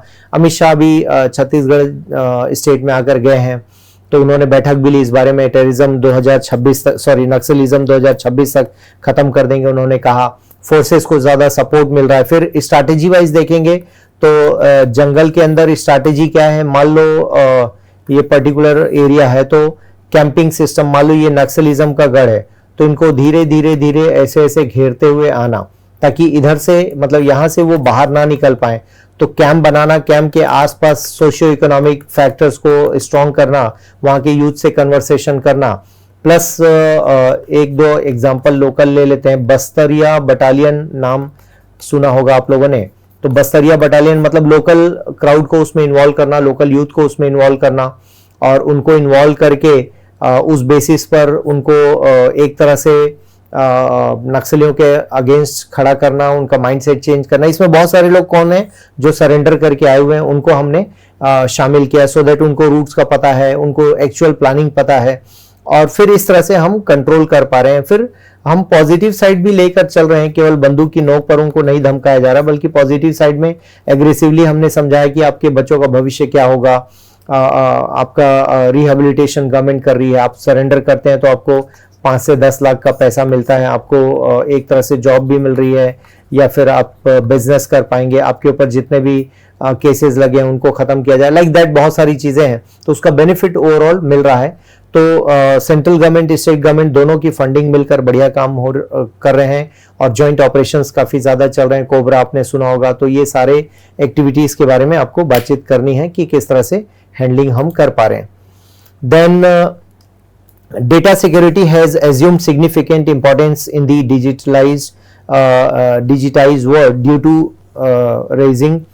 rising cyber crimes. The Justice B.N. Sri Krishna Committee report addresses issues related to data security. What in your view are the strengths and weakness of the report relating to protection of personal data in cyberspace? So अभी again अब ये question दो angle से पूछा गया है, एक तो आपको डेटा सिक्योरिटी से पूछा है और दूसरा कमेटी की रिपोर्ट से पूछा है। तो रिपोर्ट के प्लस माइनस दोनों आपको डिस्कस करने हैं। रिपोर्ट पर हम लोग डिटेल में बात करेंगे अलग से, और कुछ टॉपिक्स हम लोग यूट्यूब में देखेंगे तो उस वक्त मैं इसको पढ़ा दूंगा और आपको समझा दूंगा। बट ये करंट अफेयर्स का क्वेश्चन है और डेफिनेटली साइबर स्पेस में पर्सनल डेटा जो आपके प्रोटेक्शन कैसे हो, उसको प्रोटेक्शन कैसे दिया जाए, दैट इज वेरी इंपॉर्टेंट। कई बार होता है हम पासवर्ड प्रोटेक्टेड नहीं रखते हैं, कई बार होता है कि हम मल्टीपल लोकेशंस को चेक नहीं करते हैं, कई बार हम उसमें डबल लेयर सिक्योरिटी नहीं डालते हैं। ये कुछ छोटी छोटी चीजें जो पर्सनल लेवल पर हो सकती हैं, बट एनीवेज रिपोर्ट के बेसिस पर पढ़ना इसका एक अलग एंगल होगा। देन 18 की बात करते हैं। 18 में फिर से क्वेश्चन क्या है, India's proximity to two of the world's biggest illicit opium growing states has enhanced her internal security concerns. Explain the linkages between drug trafficking and other illicit activities such as gun running, money laundering and human trafficking. What countermeasures should be taken to prevent the same? आप देख पाते हैं कि world biggest illicit opium growing states, अब इसमें आप देखोगे एक तो यहां पर अफगानिस्तान है और एक इधर बांग्लादेश से लेकर म्यांमार और इधर थाईलैंड और वियतनाम, ये जो एरिया है यहां पर भी एक ट्रायंगल बनता है, गोल्डन क्रिसेंट कहा जाता है इसको, और अफगानिस्तान। तो ये दो बड़े एरिया हमको परेशान कर रहे थे, तो उस बेसिस पर चीजों को देखा जा सकता है। और यहां पर आप देखेंगे ये ओपियम को उगाए जाने का मामला आपको नजर आता है, खासकर तालिबान के टाइम पर ये काफी ज्यादा था और अभी ये चीजें कम हो गई, खासकर जब से यूएस फोर्सेस वहां से हटी हैं, तालिबान के खुद लोगों को समझ में आई कि इन चीजों को खत्म करना चाहिए। तो रिसेंट एंगल अलग है, ये 18 का क्वेश्चन है और अभी आप देख पाते हैं तालिबान पूरी तरह से कंट्रोल करके रखा हुआ है अफगानिस्तान को तालिबान ने, तो अब मे भी वो लोग इन चीजों को हटाना शुरू कर चुके हैं। यदि रिसेंट रिपोर्ट देखें तो इससे अलग है, बट यस अफगानिस्तान से ये चीजें इधर या फिर रशिया में, रशिया भी काफी परेशान रहा है। तो ओपियम से आपको पता है, ओपियम मतलब अफीम हिंदी में कहा जाए, तो उससे बहुत सारे ड्रग्स तैयार होते हैं, फर्दर हेरोइन है या वाइट पाउडर कहा जाए, ये सारी चीजें तैयार की जाती हैं और काफी ज्यादा उसको रिफाइन करके हेवी ड्रग्स में कन्वर्ट किया जाता है। तो ये बहुत आसान होता है, लाइक आप 10 kg ओपियम तैयार कर रहे हैं और 100 kg का गेहूं का बैग आप बेचना चाहते हैं, तो आप देखेंगे ये ज्यादा प्रॉफिटेबल है। तो ये एक बड़ा रीजन है। इसके बाद इलीगल टेररिज्म को मैनेज करने के लिए या इस तरह की जितने भी इलीगल एक्टिविटीज हैं उनको मैनेज करने के लिए आपको इलीगल पैसा ही चाहिए, वैलिड पैसा आप लगा नहीं सकते। तो ये सब कहां से आएगा, तो ह्यूमन ट्रैफिकिंग के कारण ड्रग ट्रैफिकिंग, ड्रग ट्रैफिकिंग के कारण ह्यूमन ट्रैफिकिंग, मतलब एक दूसरे के ये रीजन भी है। वहीं पर मनी लॉन्ड्रिंग है, तो ये पैसा कहां से आ रहा है, ड्रग ट्रैफिकिंग से आ रहा है, या ड्रग ट्रैफिकिंग करने के लिए मनी लॉन्ड्रिंग करना है, तो मनी लॉन्ड्रिंग जितना होगा ड्रग ट्रैफिकिंग ज्यादा होगा, इससे फिर क्या होगा, पैसे ज्यादा बनेंगे। तो इस तरह से ये सारी एक्टिविटीज एक दूसरे से कनेक्टेड है। इसी को हम टेरर फंडिंग भी कहते हैं। टेररिज्म को यहां से फंड भी मिलता है और ये इजी मनी है जहां पर आप फंड कर सकते हैं। तो ये भी एक फैक्टर है जिसको देखने और सोचने की जरूरत होती है।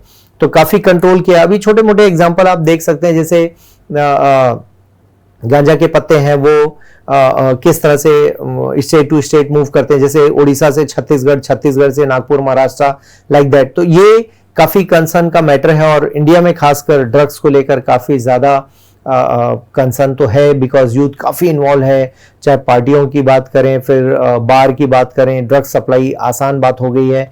तो डेफिनेटली, और इसमें जो खासकर टीनेज के बच्चे हैं, जो 10 to 16 ईयर्स के बच्चे हैं, उनका इन्वॉल्वमेंट ज्यादा दिखाई देता है। ये स्कूल चिल्ड्रन, स्कूल किड्स का इन्वॉल्व होना, ये ज्यादा रिस्क वाला मैटर है। नाउ 19 का क्वेश्चन है, the banning of Jamaat Islami in Jammu and Kashmir brought into focus the role of overground workers. So OGW का एक कंसर्न आया था बीच में, ये भी न्यूज में था, इन असिस्टिंग टेररिस्ट ऑर्गेनाइजेशन। मतलब जो लोकल लेवल पर जो हेल्प मिलती उसी को कहा गया, OGW कहा गया। In assisting terrorist organisation, examine the role played by OGWs in assisting terrorist organization in insurgency affected areas, discuss measures to neutralize influence of OGWs। तो ये है कौन बेसिकली आप देखोगे तो ये ओवर ग्राउंड वर्कर्स का मतलब हुआ आसपास के लोग जिन जहां पर टेररिस्ट को छुपने का मौका मिल जाता है, उनको फूड सप्लाई मिल जाती है या फिर लोकल उनको कहना चाहिए नेटवर्किंग मिल जाती है, ठीक है ना। तो ये सारा काम इनका होता है OGW का। सो लोकल नेटवर्किंग भी आप देख सकते हैं, ये भी उनको सपोर्ट सिस्टम है। फिर इनको एक तरह से कई बार शेल्टर भी मिल जाता है, तो ये भी एक मैटर देखने की जरूरत है। तो ये सारे फैक्टर काम करते हैं। तो इसी बेसिस पर आप देखेंगे कि ये करंट में था और उस एंगल से आपको पढ़ना था इसको। साइबर डोम ये बेसिकली केरल में इसको स्टार्ट किया गया था। It can be useful in controlling internet crimes in India. एक प्रोजेक्ट था बेसिकली, तो अवेयरनेस के लेवल पर इन्होंने स्टार्ट किया था वहां की पुलिस ने, और लोगों को अवेयर करना और जागरूकता फैलाना, उसके लिए अलग से टीम बना दिया इन्होंने कि जो टीम कंट्रोल करेगी। हालांकि अभी हमारे पास हम उसको कहते हैं सर्ट इन कहते हैं, मैंने पहले के भी क्वेश्चन में बताया आपको,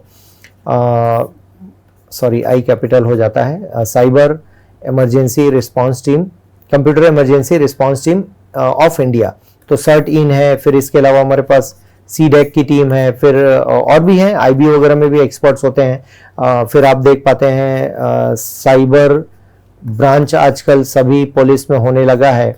जैसे पहले अलग से क्राइम ब्रांच होता था, अभी साइबर ब्रांच कर दिया गया। तो ये सारे लोग मिलकर इस ओर काम कर रहे हैं, बट ये केरल का बेसिकली प्रोजेक्ट था, उस वक्त करंट में भी था ये। Indian government has recently strengthened the anti-terrorism laws by amending the Unlawful Activities Prevention Act UAPA 1967 and the NIC. Analyze these changes in the context of prevailing security environment while discussing the scope and reason for opposing the UAPA by human rights organization.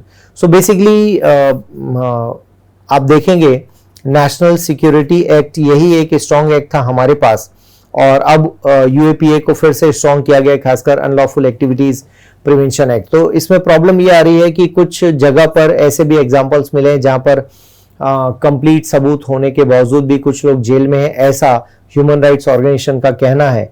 तो उस basis पर इसका विरोध किया गया, और हालांकि हमारे देश को सख्त जरूरत है कि एंटी टेररिस्ट एक्ट हो, हमारे पास स्ट्रॉन्ग हो। जो लोग देश में इलीगल एक्टिविटीज में इन्वॉल्व होते हैं उनको भी मैनेज करने की जरूरत है। अनलॉफुल एक्टिविटीज, इसकी डेफिनेशन में प्रॉब्लम होती है कई बार कि डिफाइन क्या कर रहे हैं हम, किसको बुक कर रहे हैं, उस तरह के केसेस में ये हमारे लिए एक बड़ा चैलेंज क्रिएट होता है। उसी कंटेक्स्ट में इस क्वेश्चन को पूछा गया है।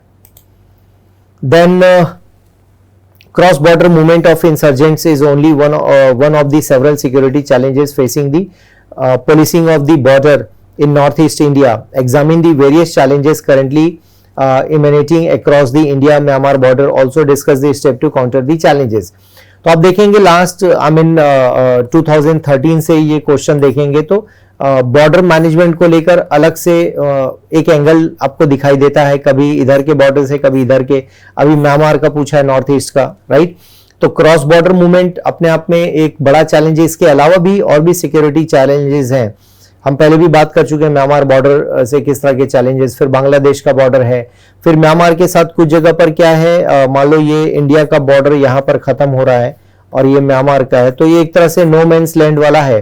तो कुछ हद तक इनको आने की परमिशन है, इनको इधर जाने की परमिशन है, कुछ दिनों का हम विंडो खोलते हैं, तो वो भी एक चैलेंज है। इसकी वजह से टेररिस्ट मूवमेंट भी दिखाई देता है। टेररिस्ट ना भी हो तो फिर उसके बेसिस पर इंसर्जेंट्स जो घुसपैठ हैं वो भी आते हैं, और एक्सट्रीमिस्ट एक्टिविटीज काफी ज्यादा है नॉर्थ ईस्ट में। तो उन सारी चीजों को लेकर हमें ये चैलेंज हैंडल करने की जरूरत है।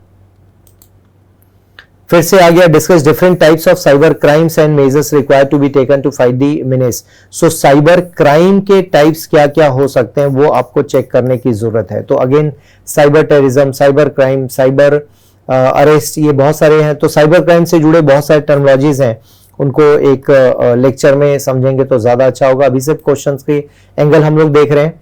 For effective border area management, discuss the steps required to be taken to deny local support to militants and also suggest ways of manage favorable perception among locals. So आप देख पा रहे हैं कि अभी हम OGW की बात कर रहे थे, तो OGW over the ground workers की बात कर रहे थे, सेम क्वेश्चन है ये बेसिकली। सो अब बॉर्डर एरिया में क्या होता है कि बॉर्डर एरिया में जो इनको सपोर्ट सिस्टम मिलता है, बॉर्डर एरिया में जो सपोर्ट सिस्टम मिलता है, ये सपोर्ट सिस्टम काफी डेंजरस है, क्योंकि इसकी वजह से क्या होता है कि जो टेररिस्ट ग्रुप हैं या एक्सट्रीमिस्ट ग्रुप हैं, इधर भी एक्सट्रीमिस्ट वर्जन है, फिर टेररिस्ट ग्रुप है, इन सभी को जो लोकल सपोर्ट मिलता है वो डेंजरस है, राइट। तो चाहे वो उनके सामान के मूवमेंट को लेकर हो, या फिर उनके कम्युनिकेशन नेटवर्क को लेकर हो, या फिर उनको पुलिस के बारे में बता देना, या आर्म फोर्सेस के मूवमेंट के बारे में बता देना, ये सारे चैलेंजेस हमें परेशान करते हैं। What are the determinants of left wing extremism in eastern part of India? तो ईस्टर्न पार्ट पर particularly focus है। What strategy should government of India, civil administration and security forces adopt to counter the threat in the affected areas? So eastern part की बात जब हम करते हैं तो फिलहाल एक तो हमें ओडिशा दिखाई देता है ईस्टर्न पार्ट में, फिर नॉर्थ ईस्ट में ये प्रॉब्लम वैसे नहीं है, लेकिन फिर भी यस कुछ हद तक आप देख सकते हैं, बट छत्तीसगढ़ का कुछ हिस्सा आप ले सकते हैं। तो बेसिकली क्वेश्चन लगभग वही है कि करना क्या चाहिए, LWE वाला ही क्वेश्चन है।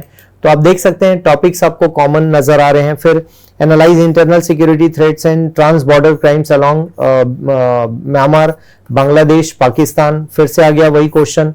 तो ये जो एंगल है ये हमेशा हाईलाइटेड मैटर है, यहाँ से question including line of control. Also discuss the role played by various security forces. अब ये क्वेश्चन अच्छा है क्योंकि ये सिलेबस में लिखा हुआ है, तो यहाँ पर आप देख सकते हैं ITBP है, देन आपके CISF हैं, देन CRPF हैं, देन BSF हैं, यहाँ पर सशस्त्र सीमा बल हैं, ठीक है ना। तो ये सभी के आपको पता होना चाहिए कि इसका क्या रोल है, कहाँ पर कौन डिप्लॉयड है। Then discuss how emerging technologies and globalization contribute to money laundering. Money laundering का क्वेश्चन आ गया वापस। Elaborate measures to tackle the problem of money laundering both at national and international level. तो इंटरनेशनल लेवल पर भी हमारे लिए agreement है, और टेक्नोलॉजी और ग्लोबलाइजेशन दोनों के बारे में पूछा है। इसका मतलब ये हुआ कि जब हम एक तो हम बिजनेस कर रहे हैं वो भी, और दूसरा मनी को सप्लाई देना अलग जगह पर। अभी बहुत सारे तरीके हैं, जैसे आप देख सकते हैं कि मान लो करेंसी की बात करें, या जो डिजिटल करेंसी की बात करें हम, है ना। तो इस तरह की जो चीजें हैं, इससे भी पैसे का लेन देन हो रहा है, और उसकी वजह से हो रहा है कि पैसे की आराम से सप्लाई आप बाहर दे सकते हैं। फिर हवाला रूट आप सभी ने सुना होगा, तो ये रूट के थ्रू जो पैसा जाता है, तो बिजनेस इतना ज्यादा हो रहा है कि लोगों के लिए पैसा पहुंचाना बहुत, या फिर बिटकॉइन है ना, इस तरह की जो वर्चुअल करेंसी है, उनके साथ उनकी हेल्प से भी मनी लॉन्ड्रिंग के मामले आपको दिखाई देते हैं। तो ये दोनों आई मीन एंगल से नेशनल लेवल पर और इंटरनेशनल लेवल पर, दोनों लेवल पर टैकल करने की जरूरत है। अभी हमारे देश में ईडी काफी ज्यादा एक्टिव है, और इंटरनेशनली भी हम लोग जो इंटरपोल है, इंटरनेशनल पुलिस है, इंटरपोल कहा जाता है इसको, तो इंटरपोल की हेल्प लेते हैं हम लोग। और भी एक्टिविटीज हैं हमारे देश में, और भी एजेंसीज हैं। तो आप देखेंगे जैसे फाइनेंशियल इंटेलिजेंस यूनिट है, इनका भी काफी रोल आपको दिखाई देगा। तो ये सारे लोग मिलके काम तो कर रहे हैं, और इंटरनेशनल कोऑपरेशन भी, इसमें कोऑपरेशन पर भी फोकस किया जा रहा है, और मनी लॉन्ड्रिंग पर लगातार अटैक किया जा रहा है गवर्नमेंट ऑफ इंडिया के थ्रू। सो किसी तरह से हम कंट्रोल कर पाए। बॉर्डर एरिया में चेकिंग हो रही है, किसी का फंड है वो इन्वॉल्व है बाहर, उस लेवल पर चेकिंग हो रही है। सो ओवरऑल पॉलिसी लेवल पर भी हम काम कर पा रहे हैं। Keeping in view India's internal security, analyse the impact of cross border cyber attacks, also discuss defensive measures against these sophisticated attacks. So cross border cyber attacks again, बहुत सारे अटैक हमारे देश में पाकिस्तान साइड से होते हैं, और वहाँ पर होता है मिनिस्ट्री ऑफ डिफेंस की साइट को हैक कर लेना, या फिर किसी बैंक को हैक कर लेना, ये सब कॉमन फिनोमेना है। तो इनको ध्यान में रखना होगा, और प्लस अगेन ये कुछ कॉमन पॉलिसीज हमारे देश में है, एजेंसीज हमारे यहाँ पर डिप्लॉयड हैं। तो ये कुछ कॉमन टॉपिक्स हैं जो बार बार पूछे जा रहे हैं। आप देख सकते हैं इंटरनल सिक्योरिटी काफी इजी सा सब्जेक्ट है, लेकिन हाँ आपको पढ़ना पड़ेगा क्योंकि एनालिसिस काफी ज्यादा है। और analyse the multi dimensional challenges posed by external state and non state actors to the internal security of India, also discuss measures required to be taken to combat these threats. So Bharat की आंतरिक सुरक्षा के लिए बाह्य राज्य और गैर राज्य कारकों द्वारा, तो ये नॉन स्टेट एक्टर्स पर पहले भी बात हुई है, बहुआयामी चुनौतियों का विश्लेषण कीजिए, इन संकटों का मुकाबला करने के लिए आवश्यक उपायों की भी चर्चा कीजिए। तो मल्टी डायमेंशनल चैलेंजेस हैं, external state, non state actors to the internal security. अब हर एंगल से हमको बताना है। एक तो जैसे पाकिस्तान जैसा देश है, ये हमको परेशान करता है, ठीक है, और हालांकि हम चाहें तो बहुत आसानी से सॉल्यूशन निकाल सकते हैं, लेकिन इंटरनेशनल प्रेशर के कारण कई बार हमारे भी हाथ बंद जाते हैं। तो आप देखेंगे, एक तो एक्सटर्नल स्टेट, इसको हम बोल रहे हैं। मल्टी डायमेंशनल चैलेंजेस क्या है? एक तरफ जैसे वो क्या करेगा कि टेररिस्ट भेज देगा, क्लियर है। दूसरी तरफ क्या होगा, टेररिस्ट भेजने के अलावा वो साइबर अटैक की कोशिश करेगा। फिर पता चला म्यांमार से वो वेपन्स भेज दिया, फिर उसने बांग्लादेश में डिस्टरबेंस क्रिएट कर दिया, फिर पता चला म्यांमार में डिस्टरबेंस। तो कई एंगल से वो फिर आपने देखा मुंबई से अटैक करवा दिया। तो ऐसे कई सारे एंगल हैं जहां से वो हमको चैलेंज क्रिएट करता है। तो नॉन स्टेट एक्टर्स की मदद से भी ये वही है जो टेररिस्ट की बात हो रही है। तो जैसे अजमल कसाब आया तो पाकिस्तान ने मना कर दिया कि ये हमारे देश का नागरिक नहीं है और हम नहीं जानते ये कौन है। तो these people are non state actors. तो इस तरह से हम इनके लिए क्या कंट्रोल कर सकते हैं, उस पर ये क्वेश्चन है। 21 का फिर से आप देखेंगे, analyse the complexity and intensity of terrorism, its causes, linkages and obnoxious nexus, also suggest measures required to be taken to eradicate the menace of terrorism। तो आप देख पाते हैं कि इंटेंसिटी ऑफ टेररिज्म इसके कारण है, लिंकेजेस कैसे काम करते हैं, इनका नेक्सस कैसे काम करता है। अब टेररिज्म को फलने फूलने के लिए इन्हें क्या चाहिए? पैसा चाहिए। अब ये पैसा कहाँ से कंट्रोल होता है? ड्रग से, या फिर हम इसे कह सकते हैं ऑर्गेनाइज्ड क्राइम, ये भी टेररिज्म को फलने फूलने में मदद करता है। फिर कंट्री में कई बार करप्शन भी काम करता है, तो ये भी एक रीजन है टेररिज्म के फलने फूलने के कारण। और नेक्सस कहां पर आप देख पा रहे हैं? पॉलिटिशियंस के लोकल लेवल पर जो नेटवर्क होते हैं, और कहीं ना कहीं पर जैसे मुंबई में अंडरवर्ल्ड की हम बात करें या फिर स्मगलर्स की बात करें, तो ये सारा कनेक्शन फिर कहीं ना कहीं पर पुलिस भी इसमें इन्वॉल्व हो जाती है। तो ये इस तरह से मल्टी डायमेंशनल होकर ये टेररिज्म का कनेक्शन आपको दिखाई देता है। तो इस बेसिस पर एनालाइज करने की जरूरत है कि ये प्रॉब्लम किस तरह से एड्रेस होगी। Organized, discuss the types of organized crime, describe the linkages between terrorist and organized crime that exists at the national and transnational level। अभी हम बात कर रहे थे लास्ट क्वेश्चन में, तो ऑर्गेनाइज्ड क्राइम्स की जब हम बात करते हैं, मतलब उसमें काफ़ी ज़्यादा लेयरिंग होती है, प्रॉपर कोई ऑर्गेनाइजेशन काम कर रहा होता है, उसमें इनकी हायरार्की होती है उस ऑर्गेनाइजेशन में, और ये लोग बहुत सिस्टमेटिकली काम करते हैं। मतलब प्रॉपर मतलब ऐसा नहीं कि इनको कोई जानता नहीं होगा, जानते हैं, काम भी चल रहा है और सब कुछ चल रहा है, उसके बावजूद भी हम कंट्रोल कई बार नहीं कर पाते हैं। जैसे ड्रग्स का धंधा है, मतलब उसको आज किया कल नहीं किया ऐसा नहीं होगा, कई सालों से कोई एक परिवार लगा होगा, उसके बहुत सारे लोग होंगे, वो सारे लोग एक साथ इन्वॉल्व होंगे। तो ये इन सारी चीज़ों को ऑर्गेनाइज्ड कहा जाता है, मतलब प्लान्ड वे में इसको किया जाता है, इंस्टीट्यूशनल अप्रोच से किया जाता है, लोगों को रिक्रूट किया जाता है, उनको सैलरी दी जाती है, तब जाके इसको हम ऑर्गेनाइज क्राइम्स के तौर पर देख सकते हैं। जैसे एक तरह से हम बात करें, एक्सटॉर्शन का काम है, किडनैपिंग का काम है, और लैंड ऑक्यूपाइड है या ऑक्यूपाई करना है या लैंड को फ्री कराना है, तो एक्सटॉर्शन हो गया, देन किडनैपिंग हो गया, देन आप देख पाते हैं मनी लॉन्ड्रिंग का केस हो गया, देन हवाला हो गया, देन ड्रग्स ट्रैफिकिंग हो गया, ह्यूमन ट्रैफिकिंग हो गया। ये सारे कुछ ऑर्गेनाइज्ड क्राइम में देखे जा सकते हैं। क्लियर है? इसके बाद what are the maritime security challenges in India, discuss the organisational, technical and procedural initiatives taken to improve the maritime security. खासकर ये बहुत इंपॉर्टेंट था जब 2008 के बाद आप देख पाते हैं कि मुंबई की तरफ से अटैक हुआ था, और वहाँ से और ज़्यादा हमने सिक्योरिटी बढ़ा दी।